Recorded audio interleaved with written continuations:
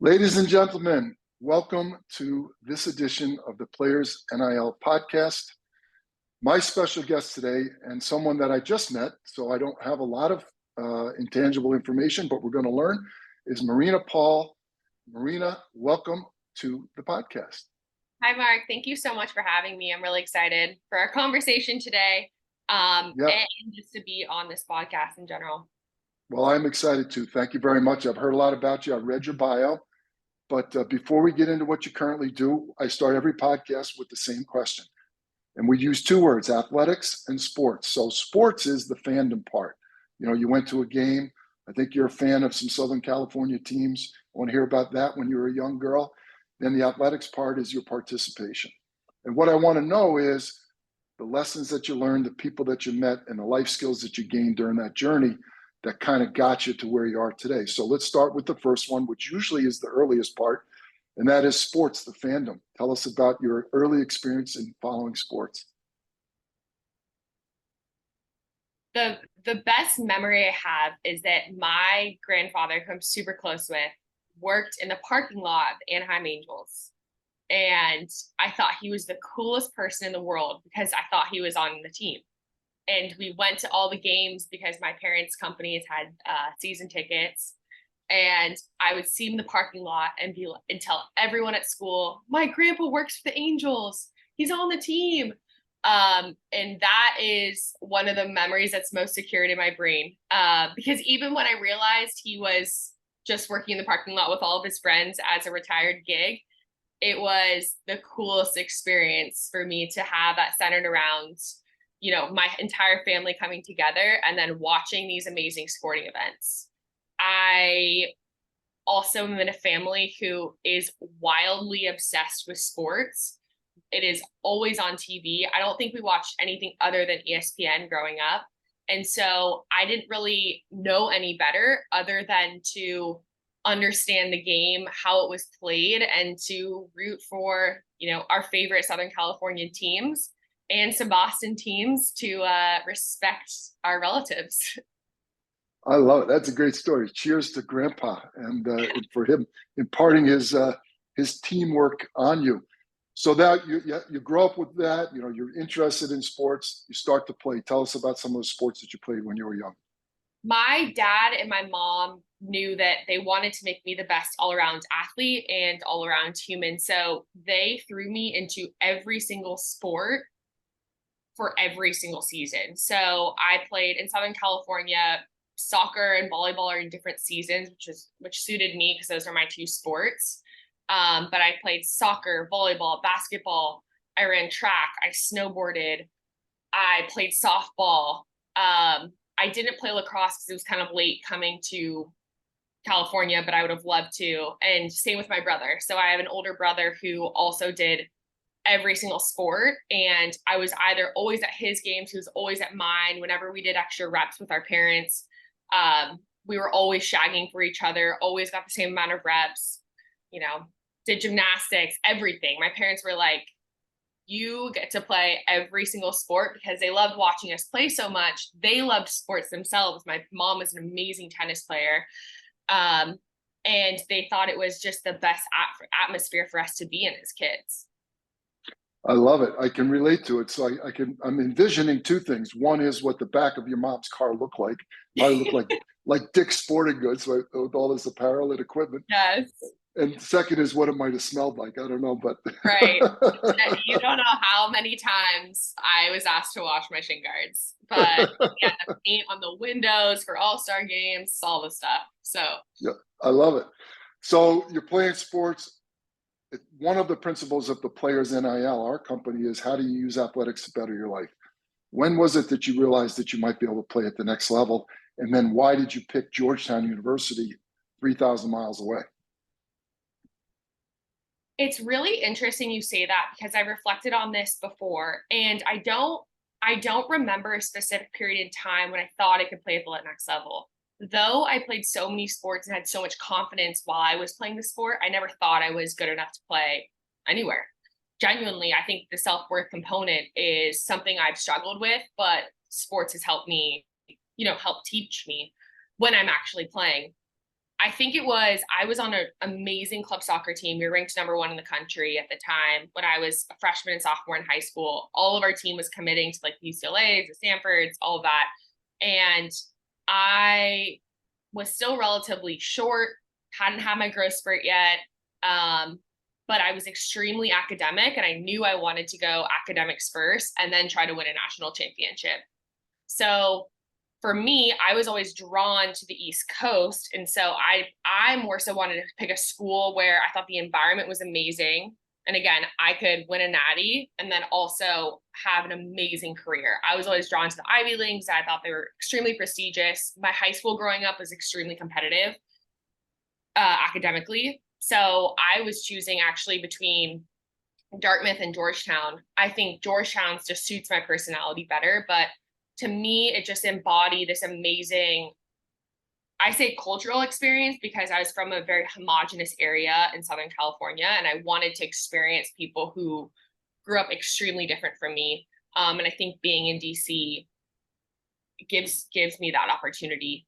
And then with Georgetown, I just always saw it as, this is kind of cheesy, but it's in all the movies and the TV shows. Every kid that they talk about like goes to Georgetown or Harvard. So I was like, Georgetown feels a little bit more like my personality, and it's kind of cool to want to go there. But once I arrived, I kind of fell in love with the campus and the more so the individuals who were there, who I'd be surrounded with, because I knew they would challenge me. It's funny you talk about TV shows and movies. So in doing my research, I read that your favorite movie is My Cousin Vinny. Oh yeah. Why is that? I think it's hilarious. I think it's my humor. I think that it speaks to why I love the Northeast so much and the East Coast. It's just this like gritty, but like you really have to pay attention to it and be focused. I don't know. It's kind of one of those things where I can always sit down and like really enjoy myself while watching it. And not a lot is happening. I can't disagree. I think it's one of the funniest movies ever. So Yeah. I good. And I just saw that Ralph Macchio was just at the New York Jets camp last week on Hard Knocks. So Really? you know, he's a Jets fan, as am I. So I'm cheering for that. So I mean, incredible story, right? You have all of this support. I believe there's two things, the two greatest things parents can give their children, and it's specifically to athletes, is confidence and opportunity. Clearly you gain confidence. I can just tell that. People that watch you and feel your energy can tell that. And the opportunity was to go across the country to an amazing school, Georgetown University. You had some setbacks, you had some injuries, you had some success on the field. You graduate from school. Mhm. I want to fast forward to where we are today. You wrote a book, Becoming a Superhero. Tell us about that. Becoming a superhero was my act of healing through my trauma. I never set out in my life to say, this is on my bucket list, I'm going to write a book. I was at a turning point. It was the beginning of COVID. I had moved home briefly to work from home. And I said, this cannot be my life where I open my laptop and I have gone through so many dark and hard experiences and also the best experiences of my life. And now I'm reduced to just opening my laptop and working all day, every day without really feeling anything. And becoming a superhero became my outlet for my personal journey and also the launch pad into the next part of my life. I wanted to close the chapter or book on what I had experienced growing up, but also use that to propel me forward and really understand how do I become the most incredible version of myself, not just through the super strict routines and, you know, the athlete regimen that we're so used to, but how do I find what I'm good at and what is truly me and use that to elevate my life and to really be able to help other people. Who's the book written for? Who should read it? I think the book is written for the college girl who is just about to graduate, who maybe as an athlete or has her identity had been tied to something for her whole life and knows that she is built for so much more. And she's so energized to do something, or she's not, but she knows that she has it within her to find whatever that is. I think it's for the athlete who's not comfortable being comfortable and really wants to gain the confidence to find their next thing. I also think it's for the maybe mid-30s woman who's looking to pivot, who's maybe lived in comfortability and safety for her entire life and is realizing that this isn't actually making her happy, that she is not being fulfilled, and because she's not doing what she's truly designed to do. Powerful. So the second principle of our business is, how do you use athletics to better the lives of the people around you? And I think that fits perfectly. Congratulations on the book, and I'm sure it's going to impact people. And one life at a time is what we say. If we can change lives through education in our company, in your case through information, the transition from that to now you're an entrepreneur. You have an apparel company called Superhero. We see it on your hat there. Tell us what the genesis is of it, why you started it, and what you're trying to do with your products. The genesis begins, honestly, when I was in high school. I remember specifically being on a volleyball team. We were sponsored by the surf brand Roxy. I had just hit puberty. I went from 5'7" to 5'11" and a half in about a year. We were given spandex that didn't fit when I played. I was being heavily recruited. And I remember being at these tournaments so embarrassed, not by my athletic ability, but by the fact that I didn't fit into the volleyball spandex. And I remember my dad being at those games. He was at every game, almost every practice, and parents. And I'm like, this is so embarrassing. I keep having to pull things down. I feel like I'm not being a good daughter because I'm showing everything. So I took it out as something was wrong with me. So that's my first memory of things really not fitting as a female athlete. That was always been in my head. And then I continue to grow. I'm 6'1" now. And I grew into a woman's body. And when I was at Georgetown, we wore the men's uniforms for our sport.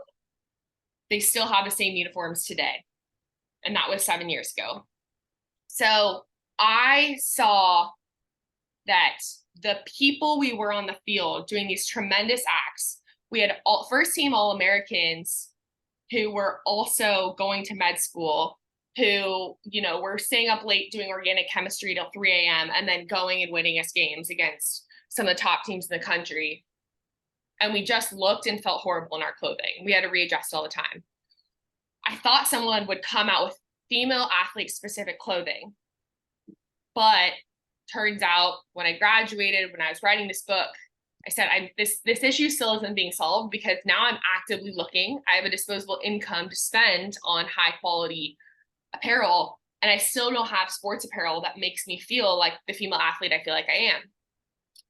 My book, Becoming a Superhero, the reason why this is called Superhero is because Miss Valerie Kondos Field, one of the best collegiate coaches of all time, she coached 40 plus Olympians at UCLA. She said to me, Marina, the difference between a superhero and a champion is that champions are great athletes. They'll go and they'll win Pac-12 championships. They'll put in the work and they love to win. Superheroes do everything that great athletes do everything that champions do, but they lift others beyond what they can ever imagine. That was what I saw on the soccer field, but the way we looked was not translating. So I said, this book has inspired me to go after one of my dreams, which is creating my own apparel line, but do it specifically to fulfill a need that I and every single female athlete I've ever talked to needs fulfilled. So That's how we became Superhero. And then I wanted to make it look cooler than just having superhero spelled out. And I wanted it to be exclusive community and name where like you have to know the story and the genesis behind it to really understand the brand. And so that the name kind of speaks to the exclusivity of it. Yeah, so it's a great story, and I'm sure it's going to connect with a lot of our audience, obviously the female audience. So what about the products? What about the fabrics? As I told you earlier, I have a little bit of background in athleisure apparel, in manufacturing, cut and sew. So tell us about the fabric, why it's so cool. Tell us about the designs and the products that are on the website. Yeah. So first of all, everything that I've worn as a female athlete prior to Superhero has restricted me, whether it's health, performance, the way I look. So whenever we're going into designing, I'm going in with a freedom first mindset. Like, how do we give this athlete the freedom to perform? And then how do we do it in their specific sport? So we focus on performance first, because if athletes do not perform well, then they're not doing their job. That goes into how we fit the clothing. Athletes have very specific requests that they like. So they like the waistband a certain way for specific sports. They like their legs to be able to move in certain ways. So we take all of that feedback into consideration, and we make sure that, for example, for soccer, it might be a little bit looser and wavier in the thigh area just because you're running so much, but you need to make sure that the hems are weighted in a way so that it doesn't flip up. And so they're not flashing anyone, or it's not chafing while they're running, because it's the most uncomfortable feeling ever. You also need to make sure that the waistband's thick enough so it won't move and they don't have to readjust their clothing. On average, 15 times a game, which is what most female athletes report that they do, is completely readjust their shorts. So it's sport specific. It's fit to the female athlete bodies. And again, we do it so it's a range of bodies across the different sports. And then we focus in on the fabric. The fabric, our new fabric that we're launching, is made with graphene, which is a property of graphite. It's 100 times stronger than steel. So it has that resilience. So it's not gonna, you slide tackle. If someone rips your jersey or your short, if you're wearing it a bunch, it's really gonna be resilient to that performance. It's also antifungal and antibacterial, which is huge for female athletes because of reported infections during season. It has an IRC element, which makes it medical grade, which allows us to be able to sell it get the license and sell it on college campuses, because it has this next to skin, almost like an infrared sauna technology, where you can basically rub it and it helps increase the oxygen in your blood flow so that you can get rid of the waste in your muscles faster. And then it's just unbelievably comfortable. It's also a bug repellent for those of us who play outdoor sports in, Washington, D.C. or peak humidity areas. So it has these amazing qualities. And I said we needed a super fabric to match the superheroes that we were dressing for. Super fabric, super fit, super function for their sport. And then the last part is female athletes, I think, have been showing the world what their look is, but they've been doing it with clothes that aren't fit to them. So how do we create a design and a style that actually matches the swagger that they want to evoke while they're playing? So we get their feedback on that as well. It's simple, it's avant-garde, it's clean, but it's really about the superhero who's wearing it and how she decides to style it. That's a technical answer that is exactly what I was looking for. I want to know why it was different. And again, people want to know. So one of the things I learned in Hollywood is storytelling, right? And there has to be a story around apparel, right? Why would someone connect to it? Because candidly, there's a zillion options in the store. They may not be technically correct. They may not work, but there's somebody trying to sell apparel all the time. And we now have this new section called athleisure, which is kind of a hybrid between, leisure clothes and performance clothes. And it's kind of like everyday type stuff. Yours is a little bit more technical, it sounds like. I have a question though that I haven't asked. Superhero, AHRA. Why Tell us about that name. I felt that it was originally Superhero. It was with an O. I wanted it to be uniquely female athletes.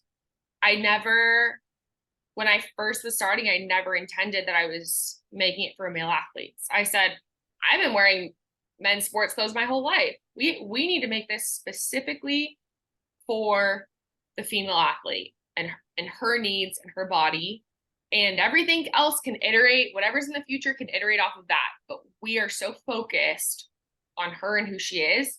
And with my book, if I could, I would probably go back and change the name to Becoming a Superhero, because I haven't studied male leadership like I have female, and I can absolutely say that superhero leadership exists within women. So again, just pointing to my research and my hypothesis about how we can lead and how female athletes perform.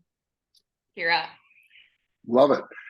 Where can people find your product, your website, your social? Tell us about Yes. all the ways. Go ahead.